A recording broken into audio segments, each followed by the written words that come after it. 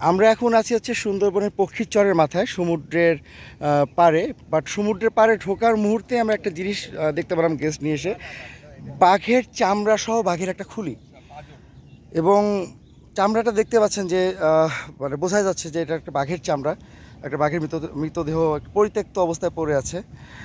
হয়তো বা রেমালের সময় এটা বাঘটা মারা গিয়েছে, এরকম হতে পারে। কিন্তু এখানে কথা হচ্ছে যে আমরা যখন গন্ধ পেলাম, গন্ধ পাওয়ার পরে তখন ভাবলাম যে হয়তো আশেপাশে বাঘ আছে, এবং বাঘের যে মেরুদণ্ডের হাড়গুলোও দেখতে পাচ্ছি আমরা, চারিদিকে ছড়াই ছিটায় আছে।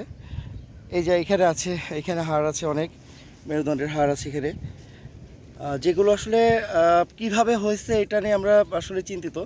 আমার মনে হয়েছে যে এটা নিয়ে একটা ফরেস্টের রিপোর্ট দেওয়া উচিত, যার কারণে আমি ভিডিওটা করতেছি।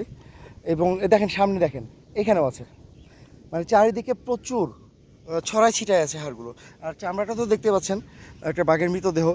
আমরা এটাকে অবশ্যই যে কচিখালিতে ওসিকে অবশ্যই আমরা এটা জানাবো যে এখানে এরকম একটা মৃতদেহ পাওয়া গেছে। এবং আশেপাশে অনেক হাড় দেখলাম, আমরা একটু আগেও দেখলাম, এখনও আছে, পড়ে আছে চারিদিকে।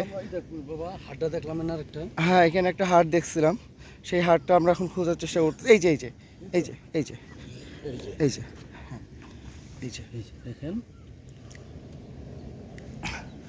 এখন এটা আমার কথা হচ্ছে যে যদি এটা পোচারদের হাতে পড়ে থাকে তাহলে চামড়াটা কেন রেখে গেল?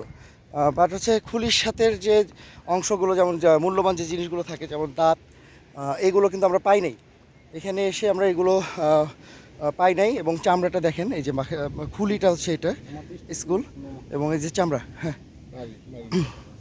একটু দূরের থেকে দেখানোর চেষ্টা করি। পুরো বাঘটা আসলে অনেক বড় বাঘ ছিল, দেখে বোঝা যাচ্ছে। আর বাঘটা অনেক না না না অনেক বড় বাঘ ছিল।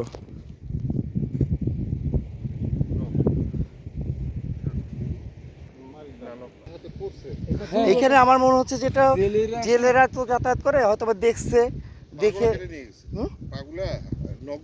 না এটা হতে পারে যে তখন হচ্ছে আশেপাশে শুকরও তো বাঘকে খায়, নখগুলো। হ্যাঁ হয়তো বালির তলে চলে গেছে, যেতেই পারে। হ্যাঁ কেবল ফেলেছি।